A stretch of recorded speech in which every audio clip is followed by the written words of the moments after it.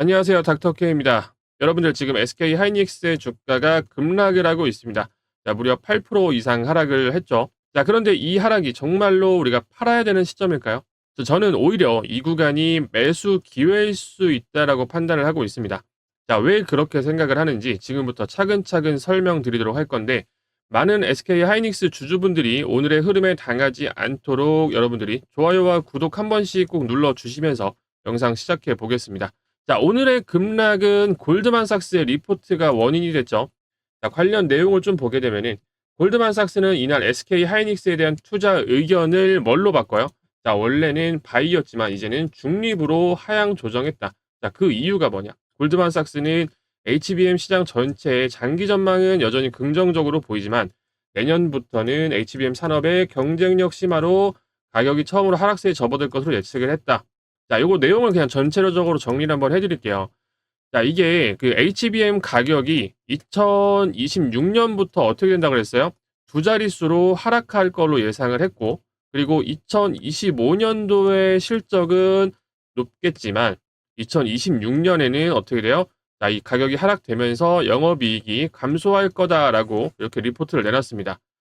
자, 이러한 의견들이 시장에 퍼지게 되면서 이 SK 하이닉스의 주가가 어떻게 됐어요? 오늘 자, 8%, 7-8% 정도 급락을 한 모습이죠. 자, 그런데 여기에서 중요한 포인트. 자, 골드만삭스가 이렇게 부정적인 리포트를 낸 시점, 여러분들이 유심히 보셔야 됩니다. 자, 지금의 SK 하이닉스는 이미 30만 6,500원 이 고점까지 찍어낸 상태에서 현재 뭐예요? 눌림이 나온 상황이죠. 자, 그러면 이런 부정적인 리포트를 내는 타이밍은 어떤 의미일까요? 저는 이게 투매 유도용이라고 보여지고 있습니다. 투매를 유도하고 있는 거예요. 자, 과거에도 이 골드만삭스는 여러 종목에 대해서 부정적인 의견을 냈다가 결국에는 저점에서 매수한 후에 자, 다시 상방으로 끌어올렸던 이런 사례들이 굉장히 많거든요. 자, 즉 SK 하이닉스에 대한 골드만의 보고서는 하락 후 그리고 매집 그리고 다시 상승이라는 이런 시나리오로 우리가 해석을 해볼 수가 있는 겁니다. 자, 재밌는 거를 좀 하나 보여드릴게요. 이 기사를 보시면 작년 9월 10일에 골드만삭스가 모건 스탠리에 대해서 전망을 매수해서 뭘로 바꿔요? 중립으로 하향 조정했다라고 말했다. 자, 지금과 똑같은 상황이죠. 자, 근데 이때 당시 모건 스탠리 차트를 한번 보시게 되면은 자, 딱 요 날이거든요. 자, 이 차트가 이제 모건 스탠리. 자, 맞죠? 자, 모건 스탠리 차트고 이날. 자, 이날 9월 10일 날 매수 의견이 이제 내추럴로 하향이 조정이 된 후에 음봉하고 다음날 살짝 아랫꼬리까지 조정이 나온 다음에 그 다음에 차트가 어떻게 됐는지 한번 볼까요? 자, 이렇게 끌어올리게 됐죠. 그죠? 자, 여러분들 이런 일들이 실제로 일어나고 있는 일들입니다. 실제로 골드만삭스 같은 경우에는 자기들이 어떤 이야기를 해놓고 내부 계좌에서는 정반대의 행동을 하는 걸로 악명이 굉장히 높아요. 이 비트코인 때도 마찬가지입니다. 야, 이것도 기사를 한번 보게 되면은 자, 골드만삭스 비트코인 ETF 대규모 투자 과거 비판에서 급선회. 우리가 이 내용들을 쭉 한번 살짝 보게 되면은 골드만삭스 같은 경우 예전에 어떻게 얘기를 했냐면은 자, 골드만삭스는 한때 비트코인을 자산 클래스가 아니며 투자 적합성이 부족하다라고 평가를 하면서 암호화폐에 대해 비판적 입장을 보였다. 자, 그리고 2020년에는 고객들에게 비트코인과 암호화폐가 적절한 투자 대상이 아니라고 공개적으로 주장을 했다. 자, 그리고 나서 진짜 바로 다음날 엄청나게 매수를 해드렸거든요. 이때 당시에도. 자, 그리고 나서 지금 완전히 관점이 바뀌었죠. 자, 즉 정리를 해보면은 이 골드만삭스 같은 경우 오피셜은 부정적인데 실제 행동은 완전히 정반대인 그런 상황이에요. 이러한 전략이 지금 이 SK 하이닉스에서도 적용이 될 수가 있어요. SK 하이닉스라는 회사는 사실 전혀 달라진 게 없거든요. 그냥 그 기사 하나에 지금 주가가 이렇게 움직이고 있는 겁니다. 자, 그리고 앞으로 나올 재료들이 아주 무궁무진하죠. 지금이 우리가 AI 시대인데 그 엔비디아 외에도 또 뭐 있어요? 그 다른 AI 기업들. 자, 이런 기업들에서 HBM에 대한 그 수요는 여전히 폭발적이다. 자, 특히 그리고 삼성전자가 HBM 진입이 조금 지연이 됐잖아요. 그러면서 이 SK 하이닉스 같은 경우 거의 독점적 지위를 지금 현재 유지를 하고 있죠. 자, 그리고 미국 반도체가 이제 인프라가 확대가 되고 거기다가 이제 자연스럽게 HBM에 대한 이 수요 확대. 자, 이거는 2026년도까지 이어질 수밖에 없는 흐름이다라고 여러분들이 확실하게 인지하셔야 되고 이 부분 같은 경우에는 골드만삭스에서도 인정을 한 부분입니다. HBM과 범용 메모리 그 수요는 매우 양호하다. 이렇게 얘기를 했죠. 하지만 이 가격이 떨어질 수도 있다라는 그 이유로 이 종목이 매도한다? 자, 오히려 HBM에 대한 가격 인하조차도 그 수요가 많게 되면은 그걸로 인해서 버틸 수 있다라는 게 포인트죠. 이런 상황을 놓고서 우리가 어떻게 대응을 해야 될지 지금부터 좀 말씀을 드리겠습니다. 일단은 이 기술적 흐름으로 놓고 보게 되면은 21 이평선 자체가 일단은 깨졌기 때문에 골드만삭스가 원하는 그 일반 투자자들의 투매 심리는 일단은 성공을 한 겁니다. 자, 그런데 이 최근에 SK 하이닉스가 52주 신고가를 돌파를 해주면서 그대로 상승하는 그 그림을 연출을 했죠. 자, 바로 요 구간이죠. 이때 당시 이렇게 물량을 다 받아내면서, 그죠? 자, 그리고 그 이후에, 돌파된 이후에 그 자리는 어떻게 된다고 말씀드렸어요. 자, 지난 흐름 동안 강한 저항을 받고 있던 그런 자리가 강한 거래대금과 함께 돌파가 된 이후에는 강한 지지의 흐름을 받게 되는 긍정적인 자리가 된다라고 제가 이 내용은 수도 없이 강조를 했던 내용들이라서 이제 모두 아실 거라고 생각을 합니다. 자, 즉, SK 하이닉스의 이런 투매 흐름이 계속해서 이어진다라고 한들 이 52주 신고가, 지난 박스권 돌파했던 이 박스권 상단 영역은 아주 민감한 영역, 결국은 지켜줄 수밖에 없고, 오히려 우리는 이 자리에서 강한 추가 매수를 통해서 앞으로의 상승 랠리를 이어갈 종목에서 수익을 극대화하는 전략을 취해야 한다라고 좀 강조를 드리겠습니다. 자, 그렇기 때문에 현재 구간에서 혹시라도 좀 보유 중이다라고 하시면은 절대로 여러분들은 패닉셀 하시면 안 되고, 오히려 매수에 대한 여력이 있다라고 하시면은 최근 저점 구간이죠. 자, 이 구간인데, 자, 이 구간에서 26만 5천 원. 자, 이 구간에서부터 한 번 더 추가 매수를 진행을 하시되, 자, 지금 현재 구간에서 이 투매 열풍이, 개인들의 투매 열풍이 시작이 되었으니 한 번 더 이탈하는 이런 흐름들이 나올 수가 있기 때문에 우리는 낮은 단가, 이런 구간들에서조차 계속해서 차분하게 모아가는 분할 매수의 전략을 진행한다라고 이해를 하시면 됩니다. 자, 또한 의도적으로 만들어진 자리이기 때문에 신규 진입자 분들 역시, 자, 그동안 올라타지 못했던 분들 역시 신규 매수에 대한 관점으로 볼 수 있는 기회의 자리다. 자리가 유효하다라고 좀 말씀을 드리겠습니다. 자, 실제로 저희 방에서도 자, 이 구간에 대해서 이 종목을 들고 있는 상황인데, 자, 어디에서 제가 좀 드렸냐면 지난 이 박스권 하단부, 이 박스권에서 계속해서 횡보하는 걸 보고 이 박스권 하단부를 한 번 더 지켜주는 거 확인하고 요 구간쯤에 4월쯤에 종목을 좀 드렸는데요. 자, 이때 보시면은 제가 SK 하이닉스 매수가 17만 5천 원에서 18만 원.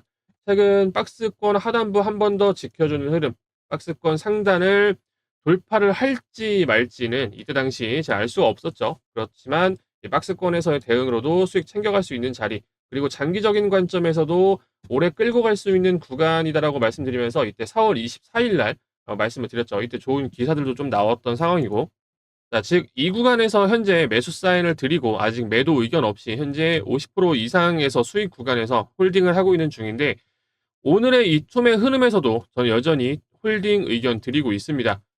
제가 이렇게 SK 하이닉스에 대해서 설명을 좀 다 드렸는데, 혹시 아직도 이 SK 하이닉스에 대해서 걱정이 되신다거나, 그리고 신규 매수에 대한 타점들, 그리고 혹은 추가 매수 타점들, 이 기술적 움직임으로, 그리고 SK 하이닉스의 목표가를 어디까지 끌고 가야 하는지 제가 정확하게 가격에 대한 부분들 이 방에서 공유를 좀 드리고 있습니다.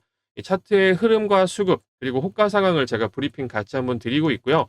앞으로 이 SK 하이닉스에 대한 관련 수주, 그리고 재료들, 그리고 일정들, 제가 중요한 정보들 이 방에서 함께 공유를 드리고 있으니까 함께 대응해보고 싶다라고 하시는 분들 제가 위에 번호 하나 좀 남겨드릴 건데요. 자, 위에 번호 010-4308-3153. 자, 이 번호로 문자 두 글자 SK 또는 뭐 하이닉스라고 문자 두 글자 남겨주시면은 제가 확인하고 바로 입장 좀 도와드릴 거고, 들어오셔서 함께 대응해보자라고 좀 말씀을 드리겠습니다. 자, 오늘 자리 절대 패닉셀 하시는 자리 아닙니다. 자, 그리고 제가 이 방 무료로 운영을 하니까 그냥 들어오시면 되는데, 구독자분들 방이라서 구독과 좋아요만 한 번씩 꼭 눌러주시길 바라겠습니다. 자, 위에 번호 010 몇 번 4308-3153. 자, 이 번호로 문자 두 글자 SK라고 문자 두 글자 남겨주시면 제가 확인하고 바로 입장 도와드릴 겁니다. 자, 그리고 추가적으로 제가 어떤 말씀을 좀 하나 드릴 거냐면, 제가 이 AI 관련해서 계속해서 집중하라고 말씀을 좀 드리고 있잖아요.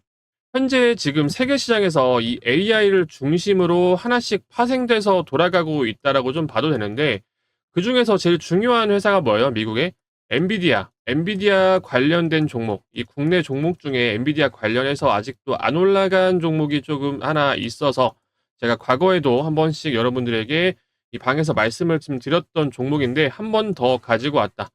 자, 지금 드려볼 종목이 로봇주거든요. 로봇주. 로봇주인데 엔비디아 CEO가 최근에 무슨 말 했어요?